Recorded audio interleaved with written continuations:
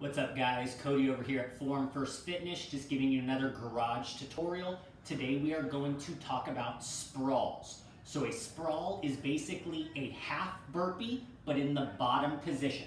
So you start in that tall plank, and then what you are going to do is explosively drive the feet outside of the hands, and then for a little bit more glute activation, all we're going to do is pick up those hands pretty much like you are an offensive or defensive lineman in football, okay? We have lots of tension in those hips. We're gonna bring those hands right back down, shoot the feet back and together.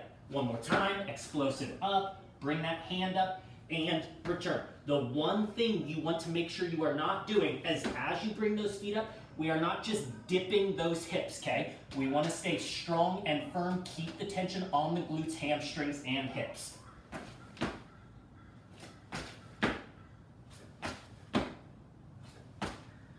If you guys like this video, make sure you're liking, commenting, and subscribing.